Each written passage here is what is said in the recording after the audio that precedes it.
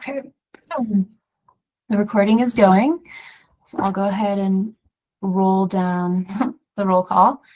I think we'll still need to wait for a few more people to join before we have quorum, but Samantha Albert, looks like she's not here yet. Pat Dorsey let me know she would be a little late today.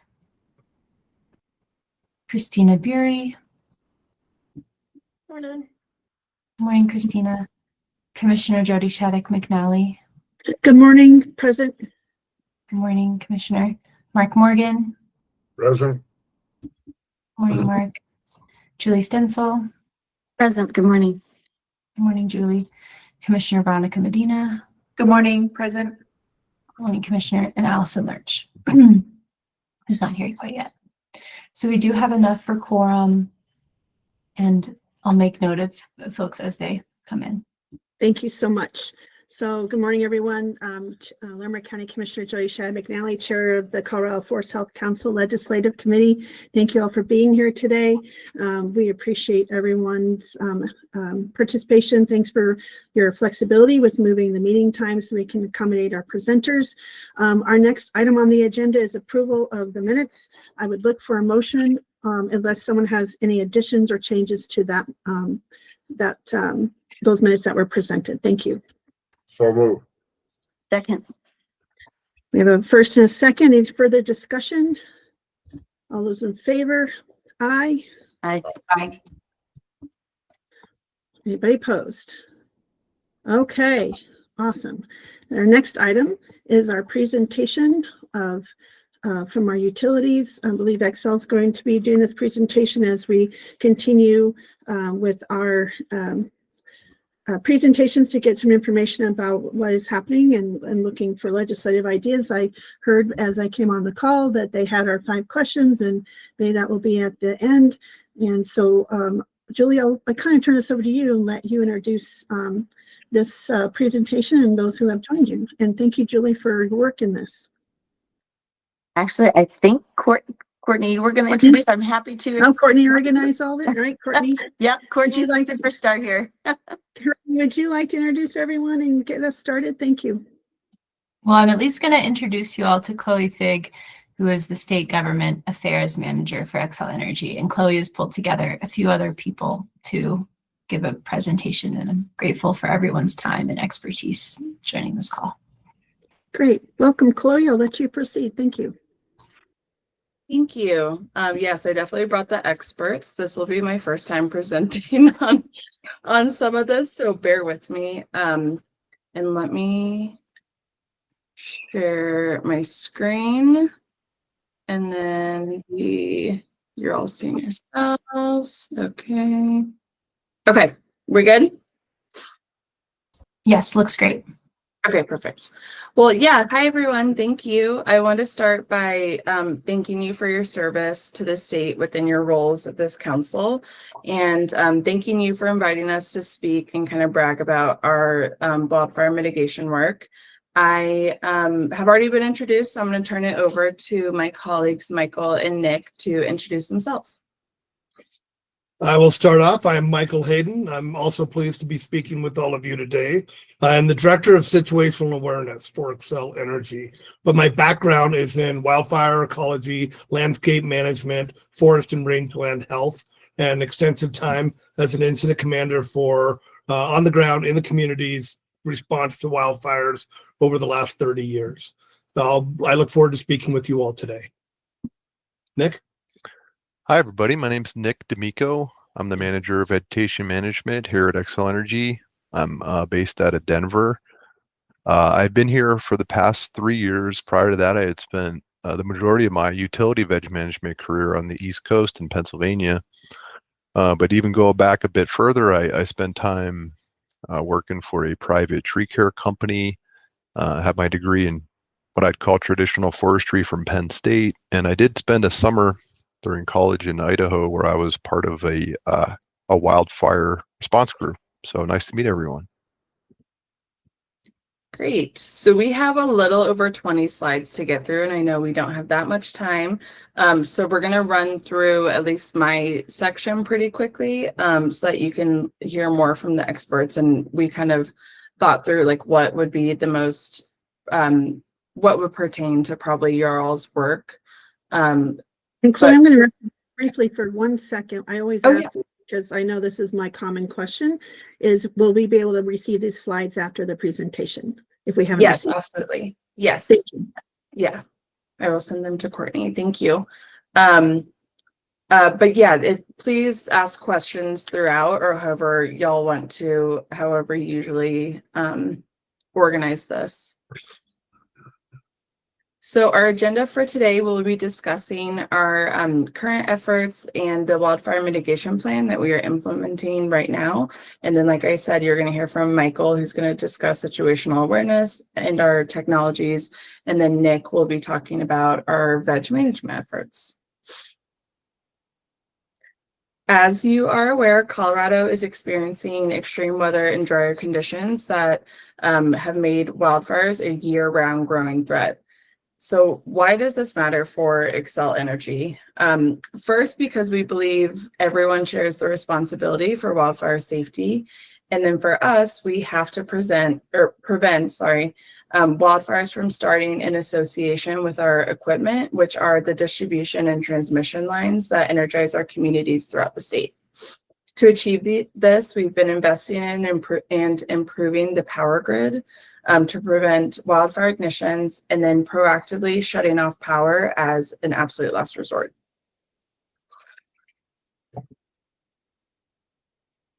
So in the past 5 years, we have invested over $500 million in wildfire mitigation activities in the state. These forward-looking efforts have earned the company a top-tier ranking among utilities for proactive wildfire preparedness in a Stanford University study, which is something that we're really proud of, that we're kind of leading this across the nation. And this slide in front of you highlights our multiple layers of defense that we'll be talking about with you today. And they are both physical and operational efforts. So the physical ones that we have taken with our equipment, and then changes that we've made internally to our operations.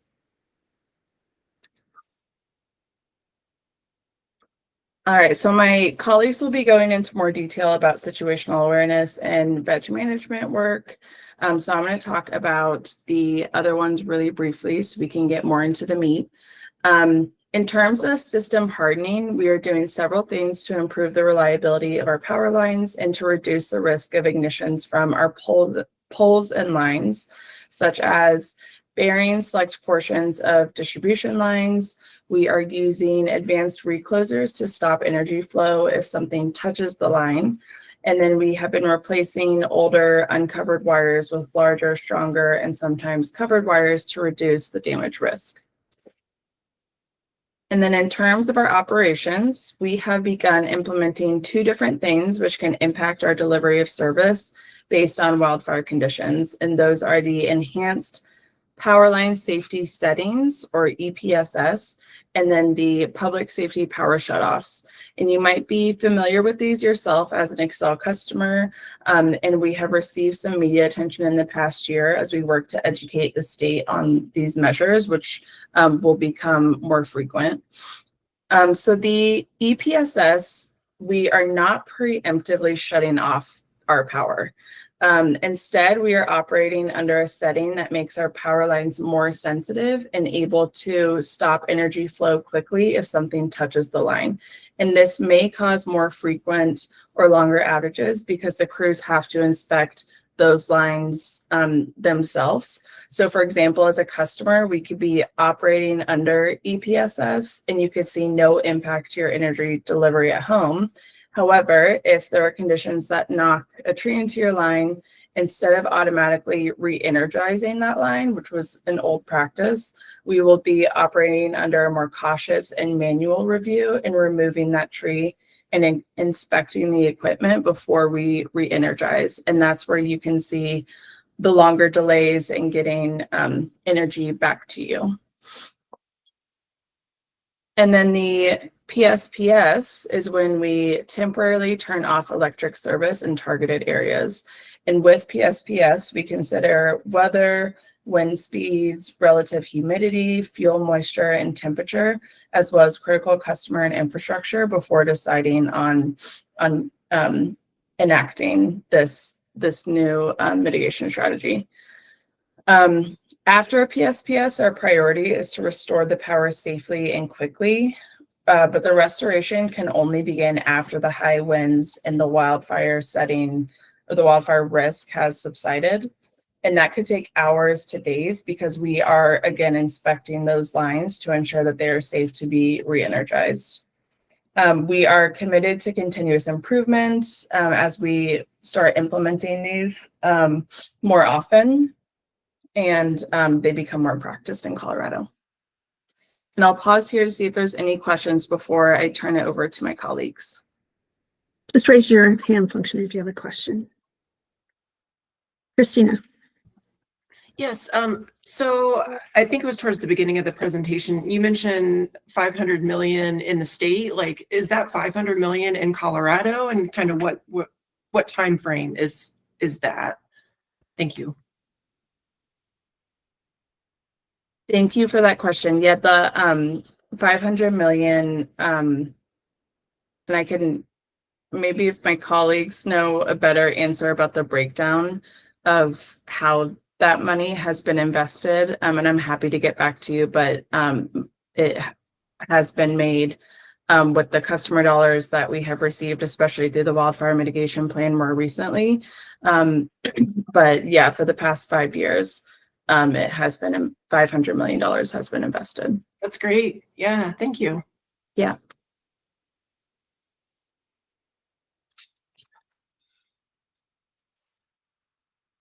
I don't see any other questions.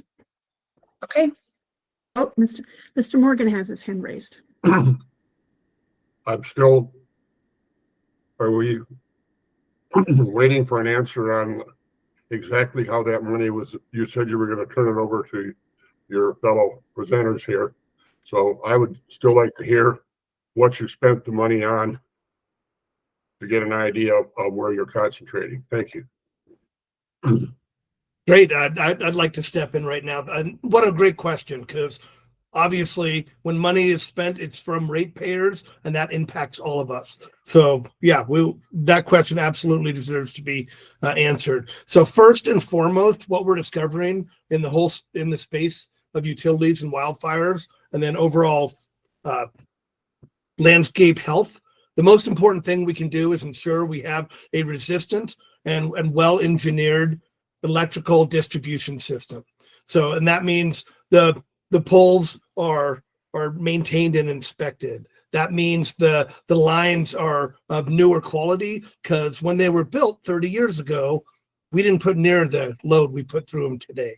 So a lot of this money has went into upgrading and making the equipment the right equipment for the environment today. So I really appreciate the question. Some of the other money is going into more robust vegetation work, and I will save that towards Nick's presentation.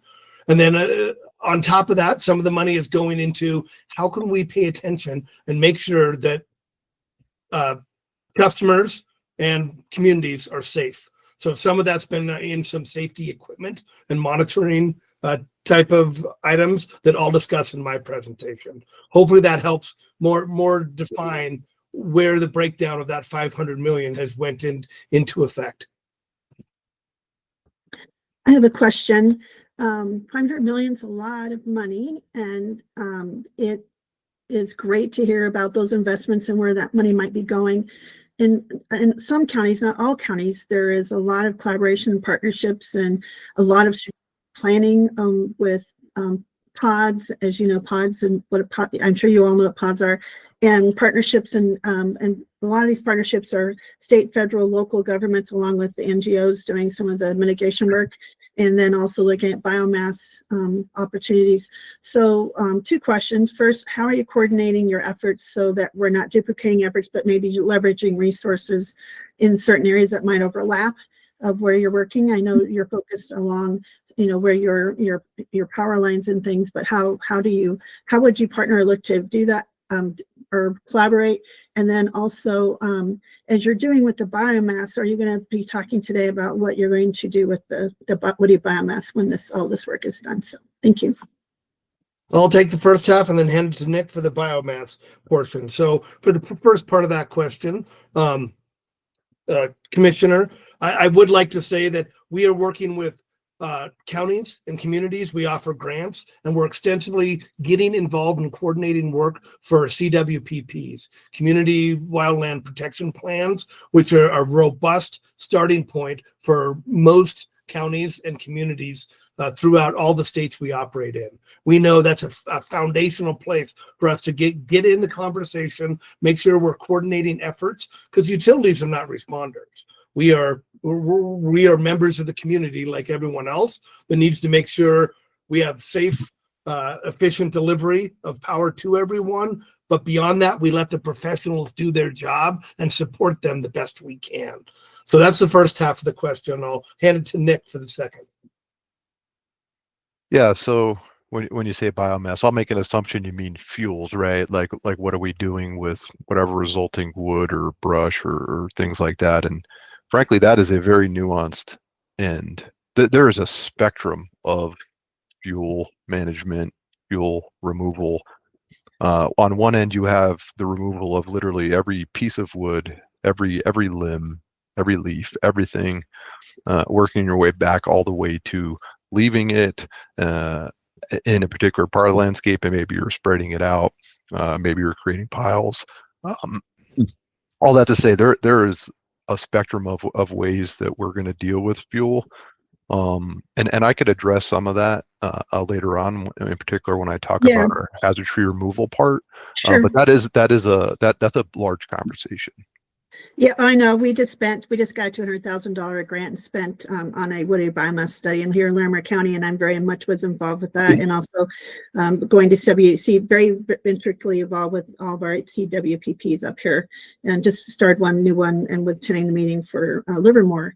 Ember Alliance led that discussion just a few weeks ago. So important work, and I know I probably was asking this too early, but just curious, because when you say 500 million, you think about all the things that could accomplish. So, Mr. Morgan, I see your hands raised again, and thanks for answering my questions.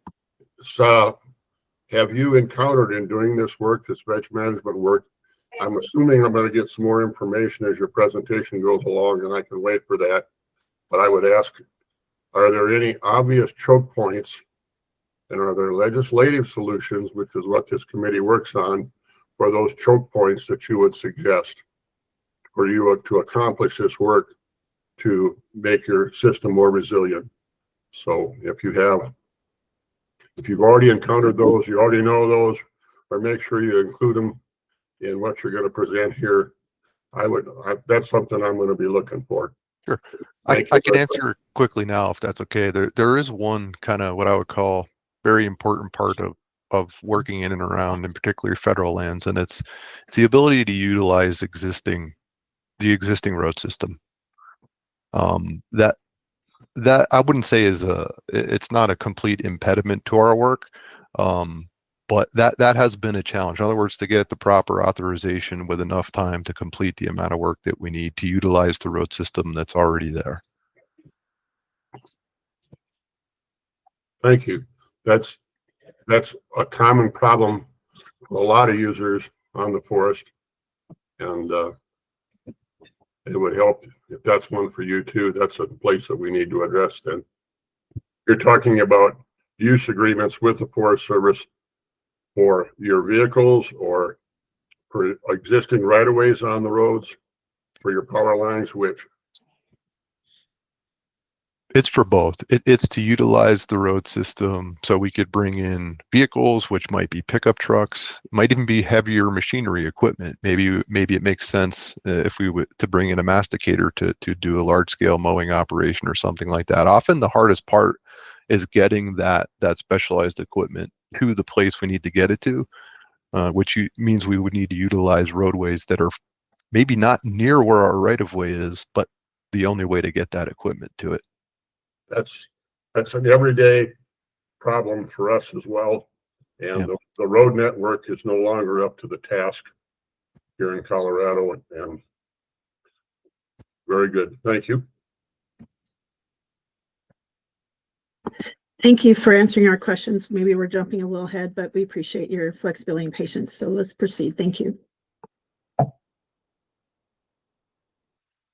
All right, I'm going to kick things off talking about situational awareness. And I just want to say that what's best for all of us are healthy, resilient landscapes. I'll just start with that comment. We're all here for kind of the same reasons. So I'm thrilled you're asking for, hey, what's the utility doing, and willing to take some of our input.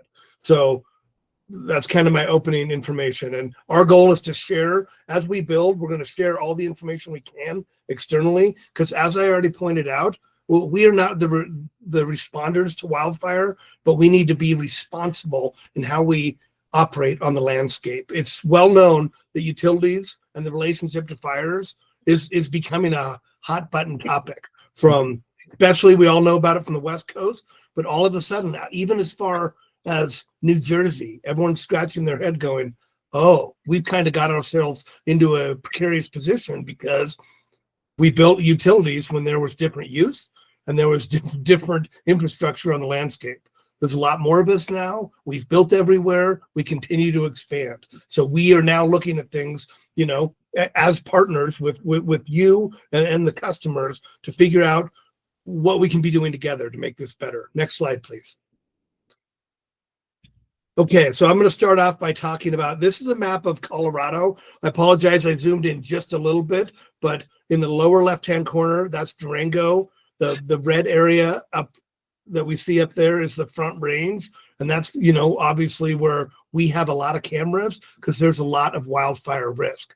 But this does not cover the whole state because this is where our assets are overlaid. So what's happening with this, though, it's not just a camera like we all traditionally think of a camera. These are AI enabled. They're looking for smoke 24 hours a day. In the daylight, they pick this up and an algorithm says, oh, it's a bulldozer starting up. Oh, it's a ditch being burned. Oh, it's someone in the backyard doing a grill, or it's someone burning, you know, a field, or it's a wildfire.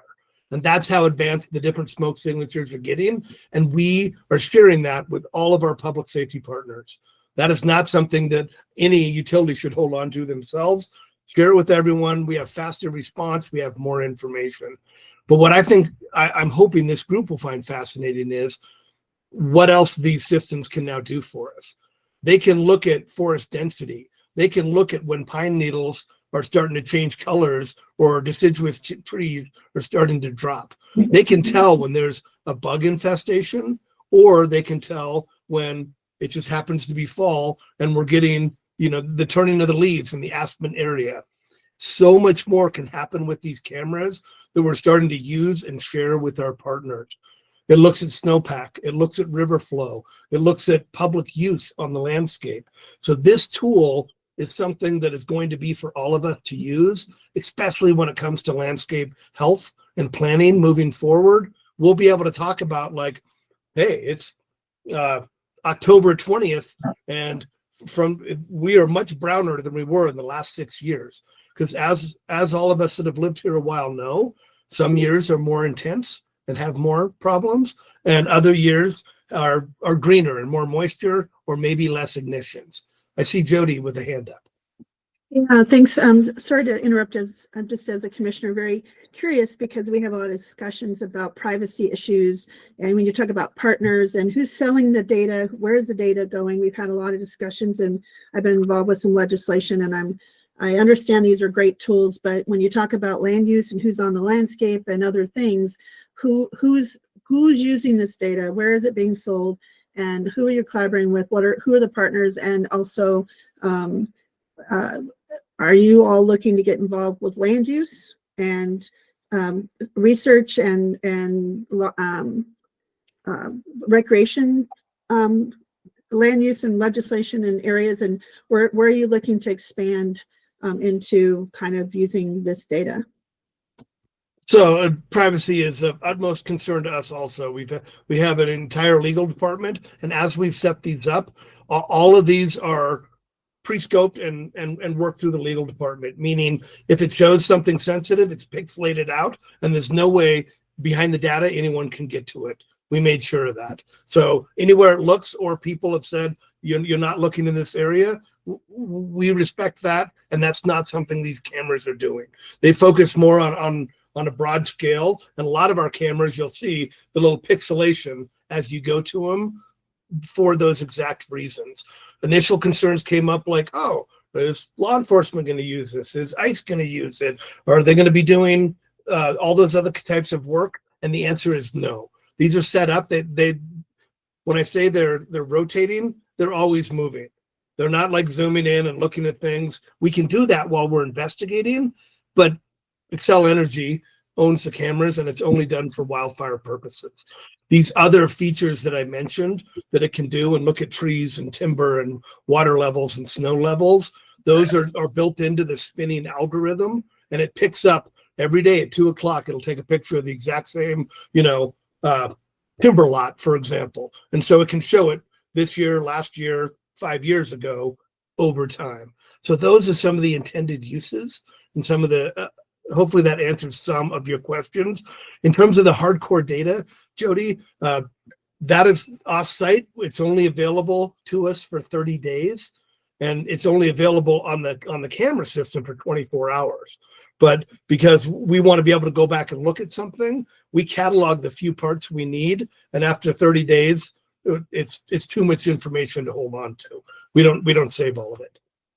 Thank you. That's helpful. Yeah.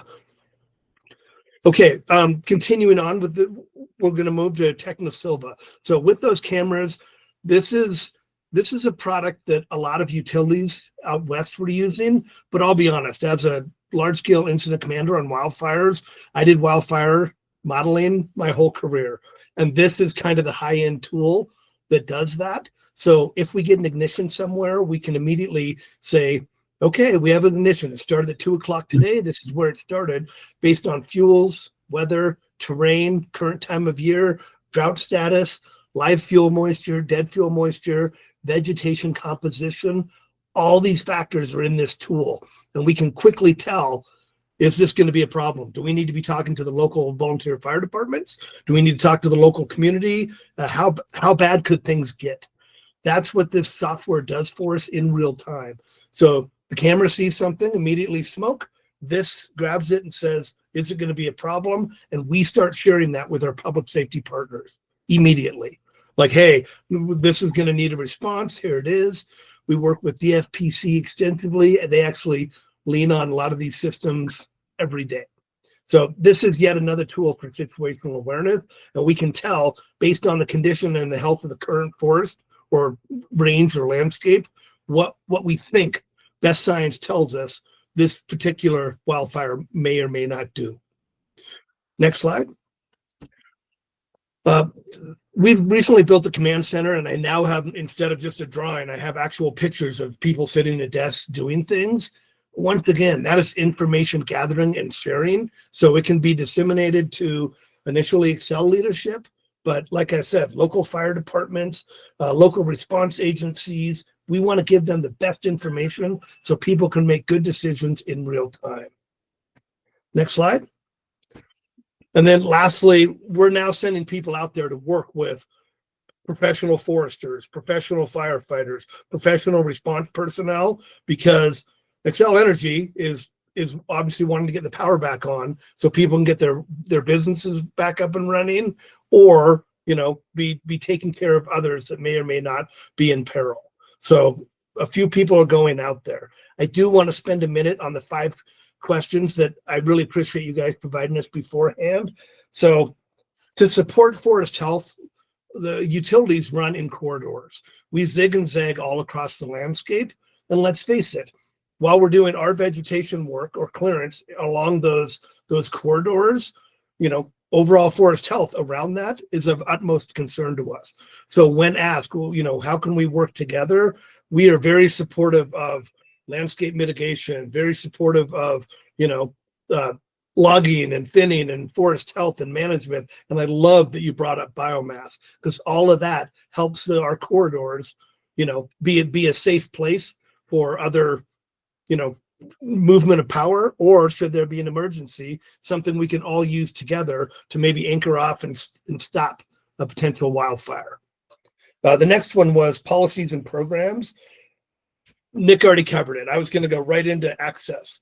It's so much of this for us is access, and I'm glad that question was already asked. But we're also concerned about the road system and structures around any woodland or urban areas, because as we know, people live in the wildland urban interface, and we need them to be able to get out of the way should there be an emergency. Barriers right now, our biggest barriers oftentimes permitting, getting the right permits passed, and then maintaining access to build a lot of new equipment, because all utilities are being asked to electrify. It's happening on a much larger scale, not just the huge IT world of data mining, but customers use more electricity than we ever have before. And if we can effectively get those projects on the landscape approved and moving forward, that's hugely beneficial to all the utilities working across the landscape. The first one, kind of wish list items for policy. We just appreciate having a seat at the table. So thank you for this conversation. Next, we are fully supportive of fire resiliency in building codes or landscape management codes. And then the last one would be the egress, ingress considerations I just mentioned. What can the Forest Health Council do to help utilities? Two-way communications. Thank you for asking us to even share our information, and we will do the same for you. And then we really appreciate it when we get very clear expectations. Go Mr. ahead. Morgan. It would be helpful to know exactly what kind of equipment that you anticipate moving in to do the kind of work that you need to do, because the road design within the forest right now, I think we can both agree that in many places it's wholly inadequate, and they design for different kinds of machines and they design for different kinds of access. We have some of the same issues. Our equipment has changed a lot, and so you literally can't get the low boys in, the transports in, your radius on some of your curves is not enough. A lot of rolling dips and this kind of design. And I think at some point there's going to have to be a change in secondary road designs on the forest network. And that's not only for getting equipment in to do preemptive work, but also it's in your response when you have an incident. Because a lot of times right now you can't respond adequately because you can't get machines on site. And so I guess what I would ask for is if you had some simple design standards that you could share with us that would accommodate the equipment that you anticipate using. I personally would like to see that. I think it would be very helpful. Nick, can I get you to take a first strike at this answer? Someone's knocking on my door. I will be right back. I apologize, Yeah. group. And I just want to acknowledge that Pat Dorsey has now joined us. Welcome, Pat, and thank you for being here today. Yeah, so two parts. Number one, I'm not a civil engineer. So that said, I can't speak to road design and what might be needed for equipment, but the types of equipment that we're now utilizing is much bigger, much heavier, to your point, than what we might have used for in the past, and certainly what these roads were designed for in the past. There's a huge spectrum of different equipment out there now that we're using. Some are wheeled equipment like tractor style. Some are tracked style, metal tracks, rubber tracks, all different kinds of equipment. But I think we would have to get back to you on some version of a road engineering standard. I think try not to make this harder than it needs to be, but I understand where you're coming from. But if you look in the Forest Service road manuals and construction manuals for secondary roads and low standard roads, you have just some simple radiuses and some road widths. And oftentimes one of the big problems that you have, or the industry has, is you have a lot of rolling dips in road structure that are used in place of, say, a design structure for a simple culvert or whatever. So a rolling dipper is cheaper than a culvert, but the rolling dips essentially preclude about 2/3 of heavy equipment transport that you have. And then you have road standards oftentimes that are built for a 10 or 12 foot road surface.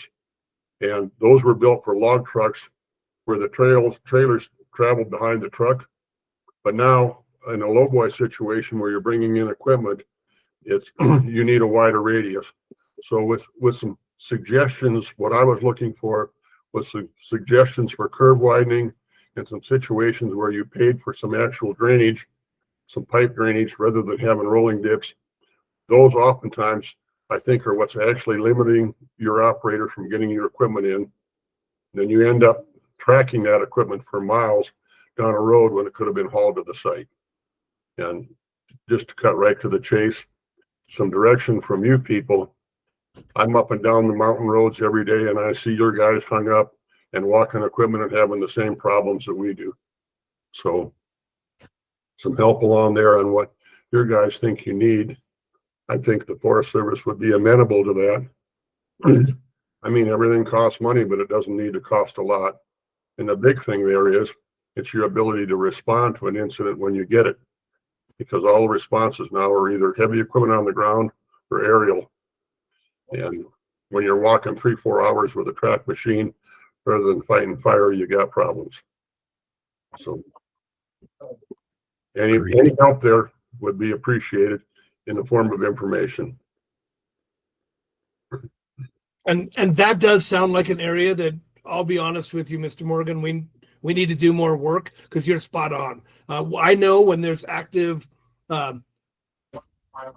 logging taking place, a lot of times the roads are good enough for me to get the middle echelon of my equipment up the road. But you're right, I'm not getting a lowboy up there. I'm detrailering and walking anything that's tracked or big past those points. So we can do better. And thank you for bringing that up. I don't think we have the information to give to you right now, but that's something we can take back to our team and return to this group with some information. Thank you. Thank you. And that does conclude my portion. I'll hand it over to Nick. Thank you. Sure. Thanks, Mike. So my presentation is really two parts. The first part, I got to spend just a little bit of time to talk generally about forest fire ecology and a little bit about the history of this forest fire suppression in the U.S. I know that's going to be a review for some, but I think it's important just to kind of frame this up a little bit before I get into the Xcel Energy specific veg management mitigation activities we're doing. So going to the first slide here, I thought about my coursework in college about forests and fires, and I remember really two big points. One is that forest fires are very much a natural part of a sustainable ecosystem, and two, we've been putting them out for a very long time. I'll talk about a little bit about both of those points coming up here. I lifted these photos from the Nature Conservancy website. The series above is an example of a fire maintained forest where you have a ponderosa pine forest where we're doing controlled burning or prescribed fires that may or may not include some version of thinning. These type of fires are lower in the understory, low intensity, passing by, and it's basically burning up some of that lower growing stuff, some of that fuel on the ground, and actually helps prevent a future large high intensity crown fire. Example below is in a fire suppressed forest. This is one where we may have been putting out those lower ground fires for quite a while. As a result, you have a lot of trees and a lot of understory and a lot of fuel building up underneath, creates this overcrowding, and it leads to a potential for a much higher intensity, catastrophic style wildfire, where it could go through the landscape and take out huge swaths of acreage. Now, here's what's interesting. Both of these types of forest fires are what I would call natural. In other words, before there were people around, both of these types of fires were occurring in a more natural way. If you think about the life cycle or the cycle of when to expect these type of fires, the lower intensity fires happen on a 3 to 30 year time scale, where these large catastrophic fires you could expect every 100-ish years, again, in this kind of natural forest setting. In other words, this is what's happening in a forest, even without people. And then to talk a little bit about the fire suppression history of the US, I found this interesting. I found some interesting facts I thought I would share. So even prior to colonization, prior to Europeans coming to the Americas, indigenous peoples were utilizing low intensity burning to support a sustainable ecosystem for a very long time. This helped reduce that buildup of fuels, and it reduced the actual occurrence of the large fires. So fast forward a little bit to 1850, quote, fire suppression was mandated by the first session ever of the California legislature, 1850. Fast forward a little bit more, 1911, the Weeks Act. Cultural uses of fire were essentially made illegal. For many decades after, less and less burning was occurring, more vegetation was growing. And then in 1935, the U.S. Forest Service fire management policy actually stipulated at that time that all fires would be suppressed by 10 a.m. the morning after they were first spotted. All that to say, fire suppression has been happening in the U.S. on some level for the past 200 years. So for the past 200 years, we have been influencing our forests and the landscapes. Now, the next slide, what I just said is a lot of words. I have some photos, actually. I found these in a separate presentation I saw given, and I thought they were excellent. So this is the Pike National Forest, Jefferson County. On the left, I know it's hard to see, that's a black and white photo from 1896. But what you can see is a lot of space. There's a lot of open ground. Same photo in the year 2000, there's almost no open space. It's completely filled in with trees, which to the eye, don't get me wrong, it looks great. It's aesthetically pleasing. But when I look at that photo, and I think about what I've learned about forests and natural ecosystems, that's actually not what it should look like. Next photo, also interesting. Next slide. The one on the left is Bergen Park in Evergreen. That's actually a painting that was done in 1870. I'll call your attention to the hillside there on the right. There are trees on it, somewhat sparse. There's one area where there's some pretty dense area. And then everything underneath, again, a lot of open space, a lot of bare ground. Same spot today. There's almost no open ground. It's completely grown in with trees pretty much everywhere. Now, the other thing that's happened in particular the last few decades, if you go to the next slide, is this population expansion into the wildland urban interface, into the WUI. This population has increased in particular in the last few decades with more homes, more businesses, everything being built on and in these forested lands that have historically seen very regular fires and frankly even need them to be healthy, sustainable landscapes. So fun fact about trees, there are particular trees that produce cones that can only open when there's very high temperatures that can only come from a fire. It's actually their competitive advantage. It's how those trees get their niche and get established. Those cones are called serotinous cones, if you're interested. So yeah, we moved into these areas, and obviously since there's now people and structures, there is a need to preserve human life and property. So we need to suppress and control these fires.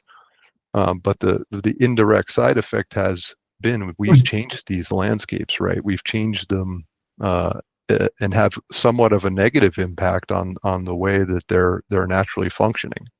So with more people moving into these fire dependent areas, there's an increased demand for suppression, which accumulates more fuel and makes those inevitable fires more intense, more extreme, more potential to have a catastrophic effect.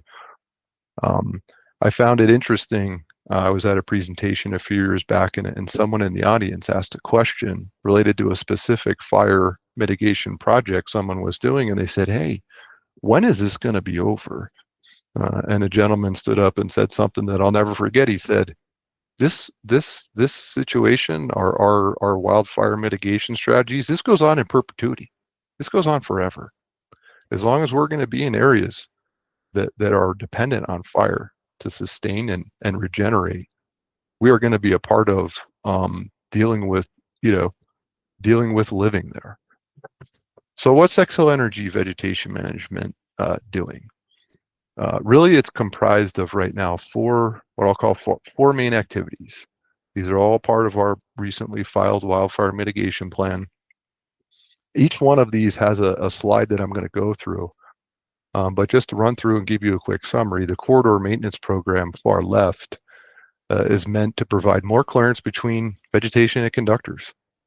The more clearance you have between vegetation and energized conductors, generally speaking, the more wildfire mitigation you have. Second one is our right-of-way clearance program. This is all about removing what I'll define as incompatible vegetation directly underneath those lines and preventing it from growing up into the lines. That's mostly a program targeted on the forest floor.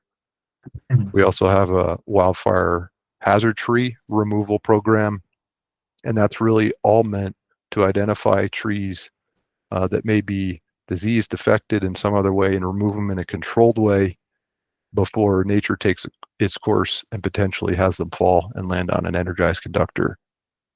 The last activity is defensible space. This is about creating defensible space around some of our poles and assets. I'll give you a little bit more detail when we get to that slide. So this is the corridor maintenance program. Again, this is about providing clearance between trees and conductors. Our goal with this program is to maintain a clearance of 4 feet from any vegetation to any line at all times. And how we go about trying to achieve that goal is at the time of maintenance, perform cuts to maintain a minimum of 10 feet at the time we actually prune the limbs off of the trees. We're also removing any overhanging branches so that they don't fall onto those conductors. Now you might ask why, if you're saying you only need 4 feet to maintain at all times, why are we doing 10? When we set out to do 10 feet of clearance, that's our way of getting enough clearance such that before we get back the next time, nothing grows back within 4 feet. We're also doing this wildfire mitigation standard whenever we're replacing poles or putting in bigger cross arms, new equipment. We're performing this new vegetation management standard in those areas. I should actually say that this standard, these distances, these clearance distances, these are being achieved on our tier 2 and 3 wildfire risk areas, which are the higher risk areas. Is there a question? Yes. What percentage of those corridors have you completed this work on in the state of Colorado? Just a rough estimate. So by the end of 2025, we will have completed this on about 70% of all of those corridors.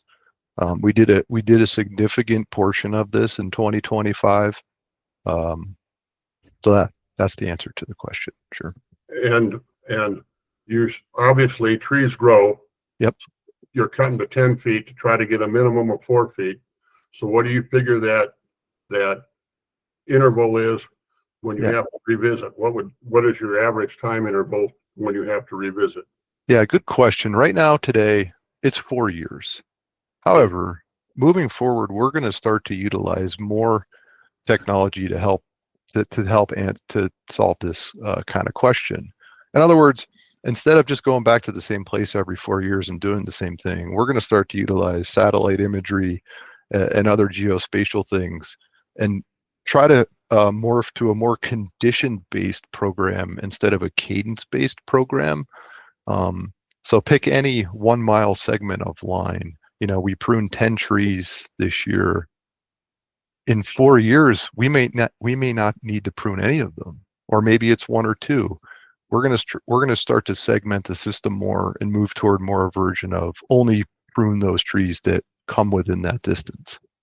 And do you have any incentives for total removal of those trees for the landowner so that you don't have this 4-year cycle?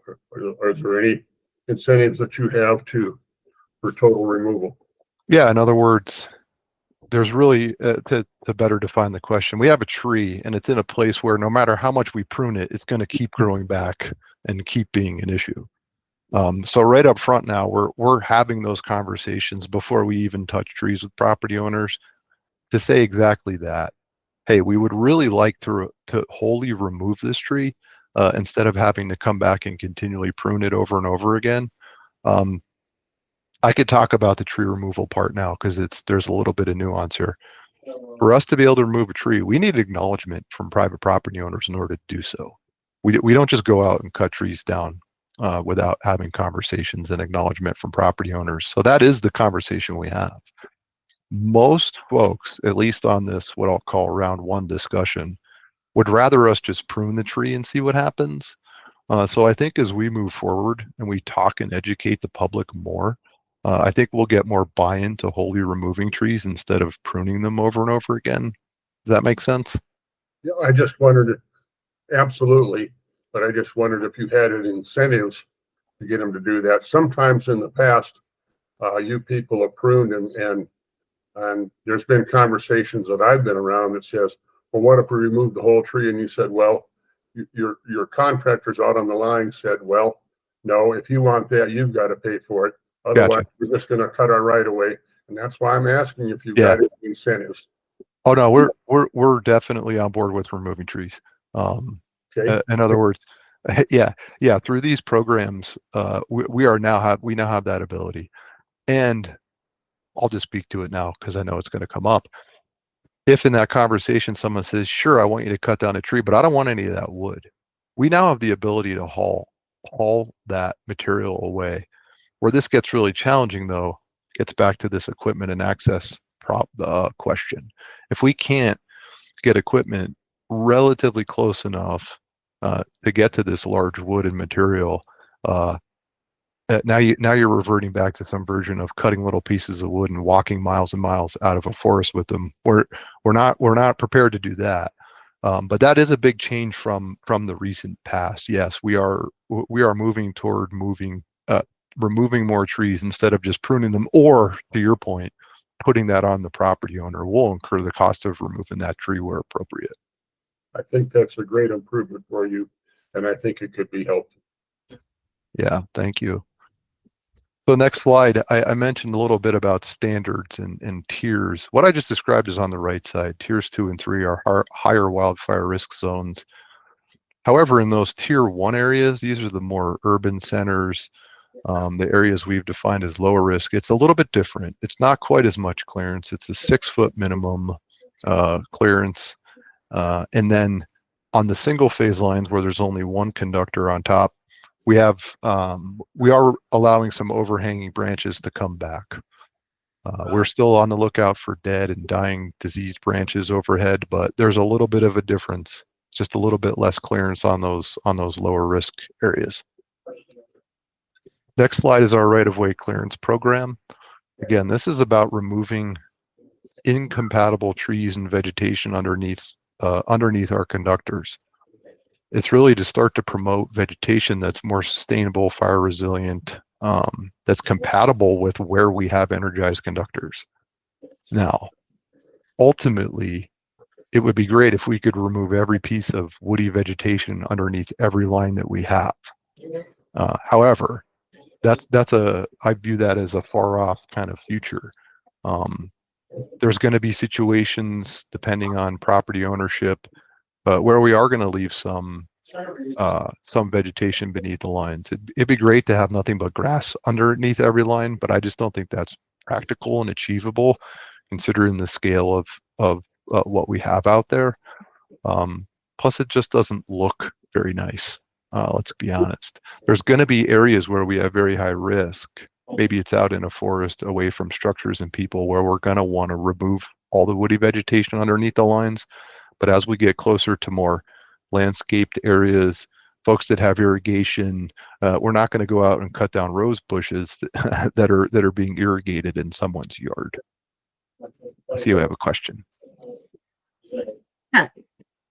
Yeah, thank you. And Nick, I apologize if you were going to answer this later, but are you guys talking with the Forest Service and BLM at all about possibly in some places feathering your right-of-way clearance so that's wider than the right-of-way? I've read some stuff that says, that tunnel effect of clearing a right-of-way may actually increase wind speeds and stuff. Yeah, that's an interesting question.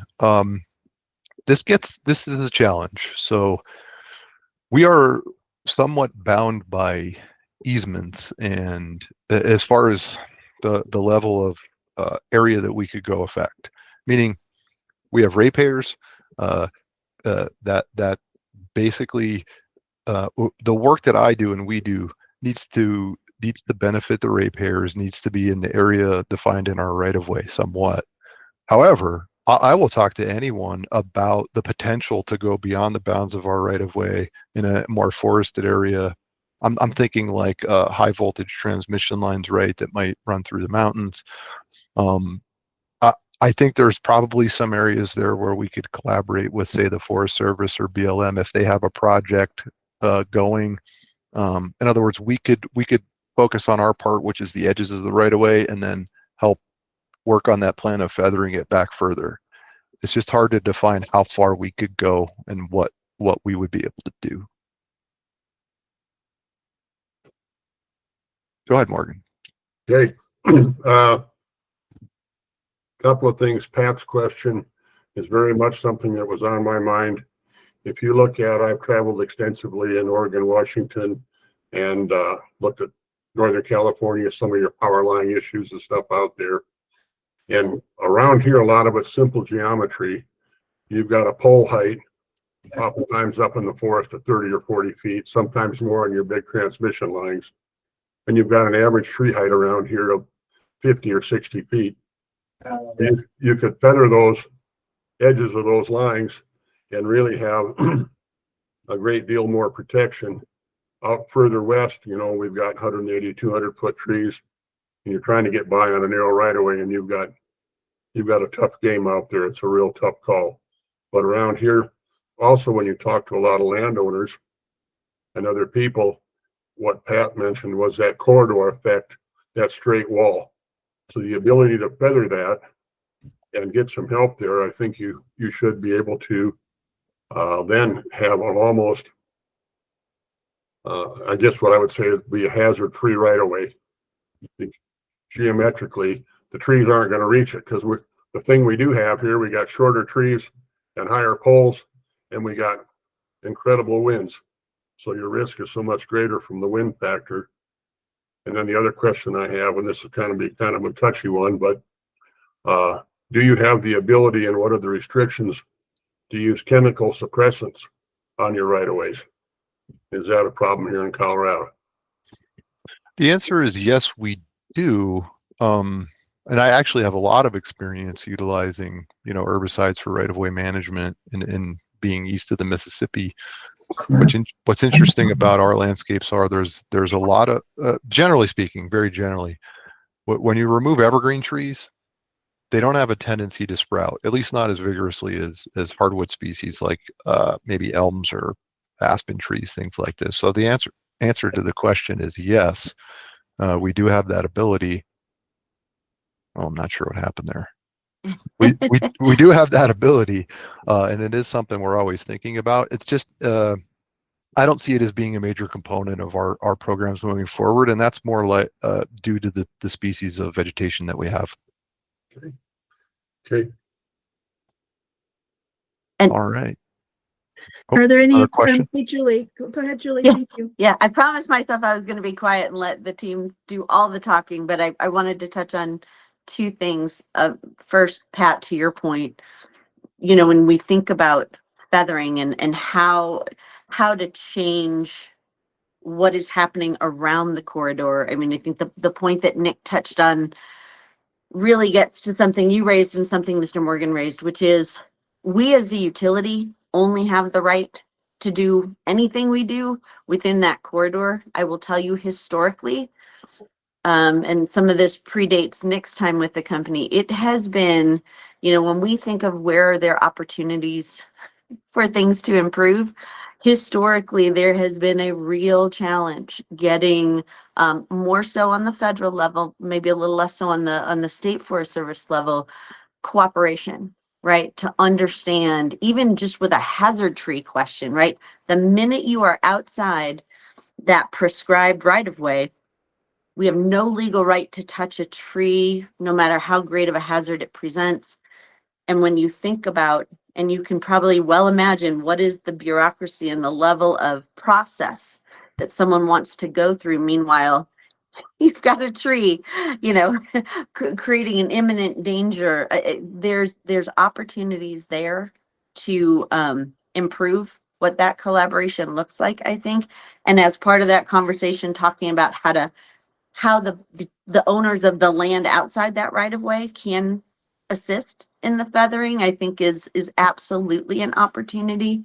That's just a challenge that we see and have seen, as Nick said, whether it's a question of usage of roads to get to the rights of way or handling of hazards immediately outside the area that we have a legal right to be on.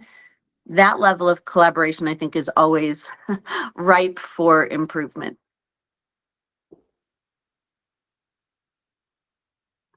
Pat, Yeah, thanks for that. And I could see that happening. I'm just thinking that, your project is huge. There's some real opportunity here to do some things that are good for everybody living and recreating, right? Like how can we expand the impact of what you're already doing? Because this is amazing. and that was one of the reasons for my question earlier was collaborations, partnerships, and no duplication of efforts, but how can you maybe time projects or work with coordination with areas and so that, there's opportunities here, I see. So I don't know how that looks. And I know you all have your priority of, of that, the corridors for the transmission. So not interfering with your priorities and what you're trying to get accomplished, but how do we coordinate and because we, as you all know, we have a pretty looming big change and disruption in this in the system, right? It's here, but it's going to accelerate with some forest health issues. And so I'm just wondering how, it's going to be really hands on all deck. So that's a question. And then Mr. Morgan has got his hand up next. Thank you. Yes. Does anyone here on your panel know where this picture is taken that you're showing us right now? I don't know the exact location. No. I think it is up above Crystal Lakes Development. I think that's a right of way that we actually cleared for the power company at one time. And it's a perfect example of what the problem is. And it's what I'm talking about. You got 1.5 tree heights over the height of your pole. And I think at that time you guys were wanting a 15-foot right of way from your pole at the time we cleared it. But that feathered effect would be huge, and it wouldn't take that much more. And somehow, as this group, I think one of the things that we can really do is try to get, we talk about leveraging and we talk about cooperation and everything, but this is a situation where we could really make a difference. And I realize how hard it is to get private landowners to do work on adjoining lands. And in a lot of places that we work, Colorado State Forest Service does that as well as anybody I know for these cooperative projects. They work really hard on it. But I'm pretty sure that this right here is federal ground and it's up above Crystal Lakes, and it's an ideal opportunity. So I think I just guess a whole lot of people need to see that right there. I think it's a perfect choice for the case you're trying to make, and it's also for the case I'm trying to make. Our timber isn't that tall, and the right of ways would not have to be adjusted that much to make almost a hazard-free right-of-way for you guys. So, and I would think the public would be all over that. And that's why I was kind of asking about incentives. So if you're going to spend some money widening out your right-of-way or helping to pay for widening out that right-of-way. And I think you could go a long ways to get where you're trying to go. I guess I would be real supportive of that.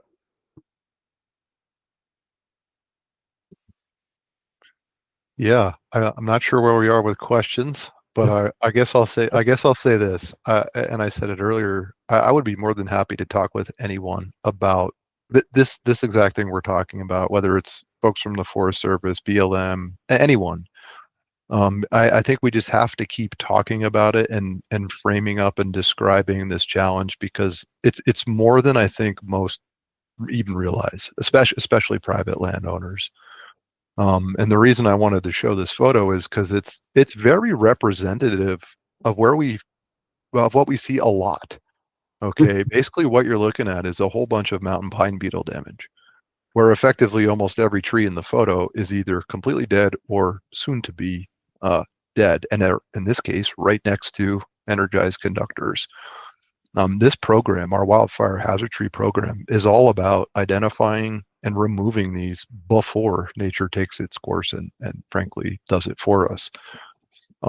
What's different about this program now is the frequency of it. We've always had a patrolling program where we went out and looked for hazard trees. Now we're doing it every year. Starting in 2026, we're going to patrol every overhead line mile that's in our tiers 2 and 3 wildfire risk areas and identify hazard trees. And to give you a little bit more about hazard trees, it's not necessarily just trees that are dead or look to be dead. We're also looking at root issues and structural issues. I'll point out something I've actually seen a lot of. This is more in mountain communities where there's more homes. When there's road work occurring and there's bulldozers and equipment out there cutting in new roads, they're effectively removing half or more of root systems of trees. And it's really impacting the structural integrity of what holds a tree up in the air, the root system. I actually just noticed it 2 days ago when I was out driving around an active road project, and I saw basically entire root systems of trees gone. Now, the trees look very healthy today. They outwardly look fine. They are not fine. They're structurally unsound and now a pretty big hazard. So it's not just about going out there and looking at the trees that look like they're dead or dying. It's looking at structural issues of trees as well. Most of the time, it's not very challenging to explain to a property owner why it's important to remove trees like you see in the photo. They're pretty obvious, but it's these other situations that are sometimes a little more challenging. We have to spend a little more time educating folks. Julie. I'll raise an issue. I don't know that we have time to go down the particular rabbit hole here today, but one of the other issues that has been a challenge for the company historically around hazard trees, off right-of-way, vegetation management, etc., centers on the issue of liability, right? I mean, you can imagine that if we want to go on federal system lands and touch a tree, suddenly the federal government says, well, that's fine, but now you're going to indemnify all these people and take on a higher degree of liability, when the end result is, when the effort being engaged in is intended to create a benefit both for the owner of the utility asset, the public at large, and do work that, you know, historically the Forest Service didn't have the manpower to achieve. And if we were going to have crews out there, you know, how do we balance those equities, right? So when I think about where are there opportunities for improvement, additional collaboration, et cetera, that whole issue of how can we work together to let folks who are going to be in the area who might not have, as an initial matter, right, the right to do the work, if we have a cooperative agreement to do the work, how do we balance the equities and the liability and the risk around that work so it makes sense for everyone and the public benefits? So it's a huge issue. I'm just going to flag it because I don't think, I think we could spend days on that alone, but I think that's been a historic challenge for the company with issues like what Nick is showing on that screen, right? There's been a battle as to who can do anything that 1 foot off. And if you touch a tree, what does that mean? Have you taken on, and truly a limitless amount of liability to try and reduce a hazard? So I'm looking at our time, and I think that's a question, Julie, that we can put in the parking lot. That would be an important question to continue, and we can always add another meeting to kind of just go down some of those rabbit holes. Mr. Morgan, I see your hand, and Julie, thanks for bringing that up, because obviously we're trying to think about all things we can do and address, so that's important.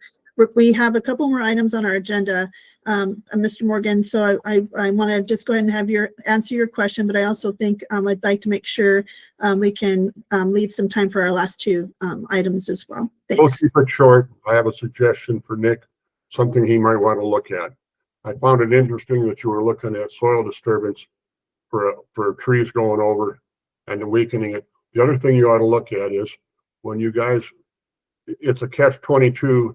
Because when you put power into these mountain subdivisions, the first thing a lot of these landowners do, they want to thin out, they're encouraged to thin their property and thin around their homes and everything for fuels reduction.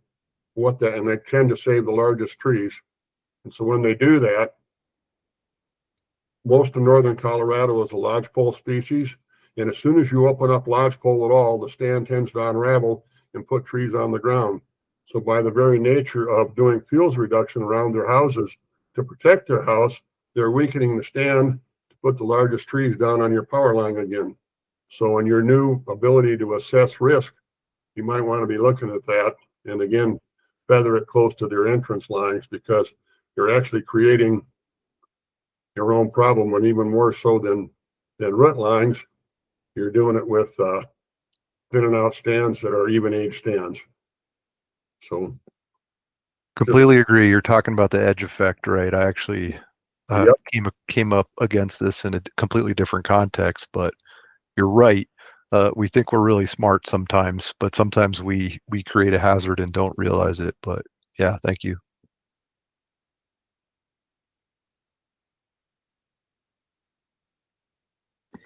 All right, those really great discussion today, and I know we could probably talk about this. Did you have some more slides? Did you want to wrap those up? I didn't know if you had, how many more slides you had. There's just one more. It's our defensible space program. And I could be very quick here. So this is about performing a ring of removing all the vegetation around poles that have equipment that have the potential to spark or throw molten metal out onto the ground, right? This is generally fuses. However, we're upgrading and updating those fuses to the style that won't do that. And when we do, we no longer need to perform that defensible space work at the bottom and base of these poles. We're also doing some of this defensible space work around our substations, such that if a passing wildfire comes through, we're trying to protect the asset of the substation, similar to what you might do at any structure or your home. Thank you. Thank you. This has been really a very informative and thought-provoking conversation and a presentation, and I want to thank you all for being here today. I think appreciate the 5 questions.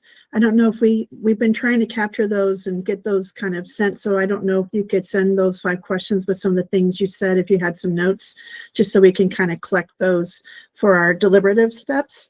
If we have more questions, are you all open if we send those to Courtney or a staff member? Because we can't, as being a statewide, we can't kind of, we're trying to reply all stuff, but if we could send some other questions to you, that might be, are you open to that? And just so that, you know, I don't know about you all, but I wake up at 4 a.m. and think, oh, I should have asked that question, or I was just thinking about that. It happened today. That's why I'm going to have a longer day than I thought today, so to get some things done.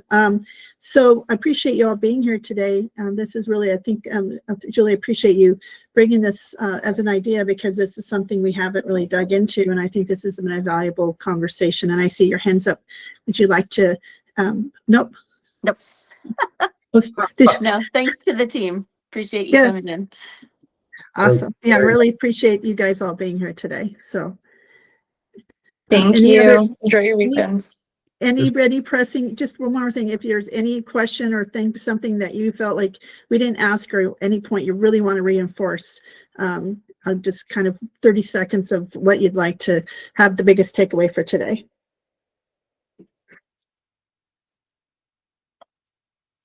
Julie, anybody, Yeah, I mean, I'll jump in and just say, I mean, I hope the takeaway from today is there's a lot of work happening. And I think a lot of times, honestly, the utilities aren't sexy.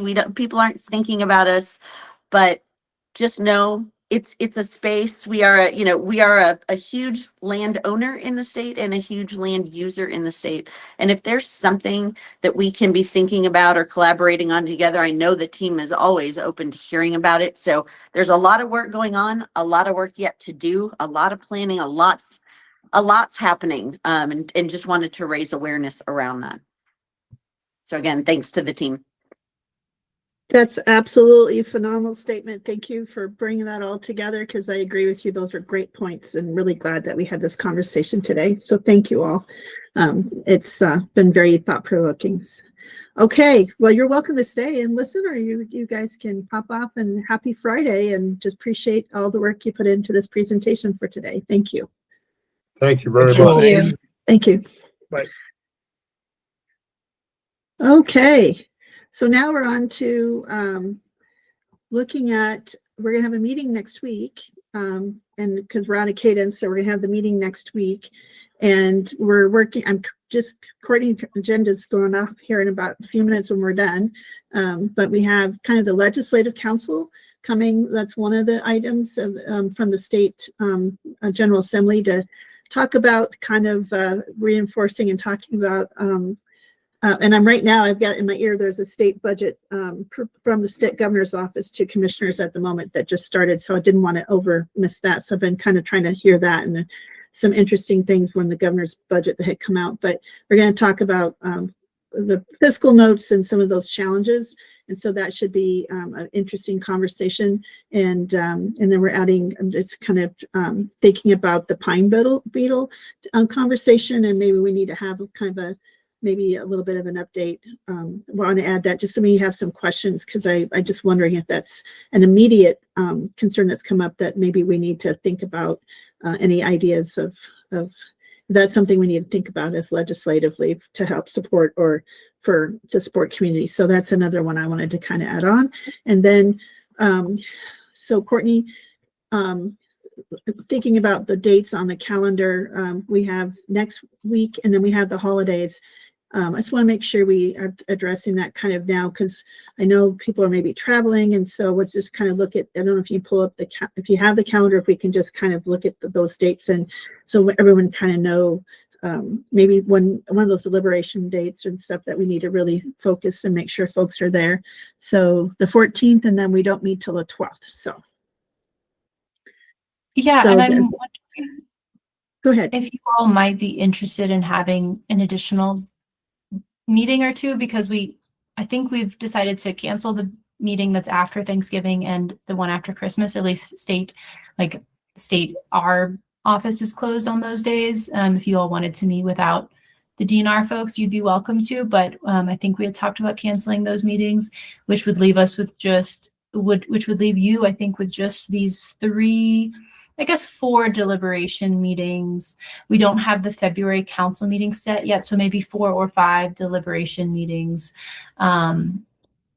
Potentially just 3, though, if you wanted to finalize your recommendations on January 23rd. So I'll leave it to you if you guys want to add another meeting, given that a few of our regularly scheduled ones are falling the day after a holiday. This is the calendar. And I can put it in the chat as well. And we don't have to decide today because we're almost out of time, but I wanted to kind of next week if you all can kind of think on that and look at the calendar and maybe come with some thoughts on that. I'm certainly thinking we have some discussions to have on what some of these priorities look like, and that conversation will kind of start for next week.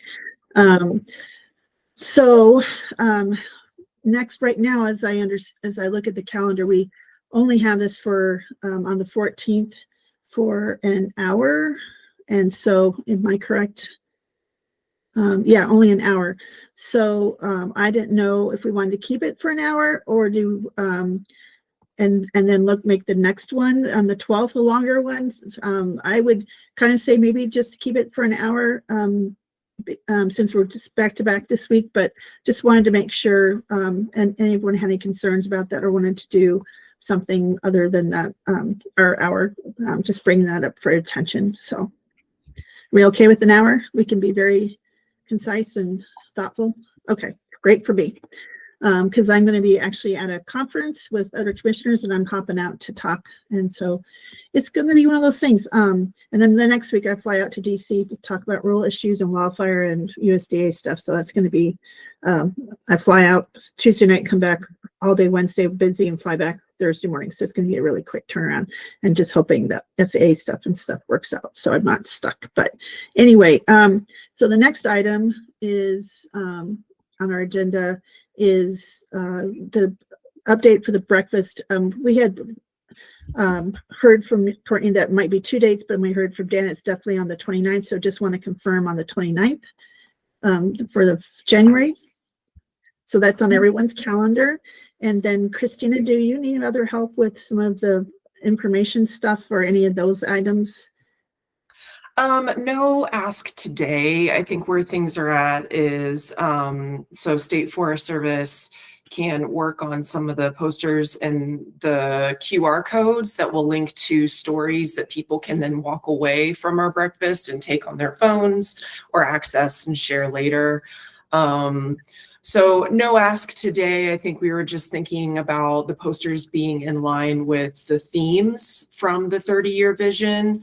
And then just using existing stories that we can queue to through the QR code from those posters. So that's what we're thinking. I still have some coordination to do internally with our communications folks on that. I've talked to them about it already. So I'll come back to this group with a more clear ask if needed, but right now I don't need anything.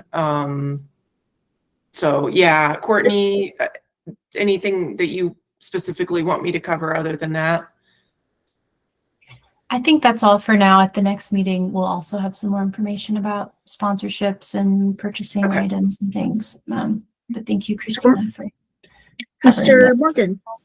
Yes, initially when this idea was conceived, I offered to do some financial contribution for food or whatever, and I want to make sure that offer stands.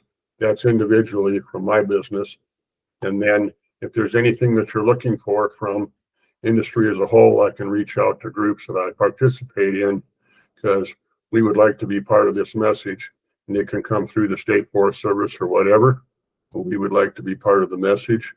And specifically, what would you would want to ask for there that we could help? And the sooner that I could get an idea what you would need for financial contributions to help fund the thing would be helpful to know.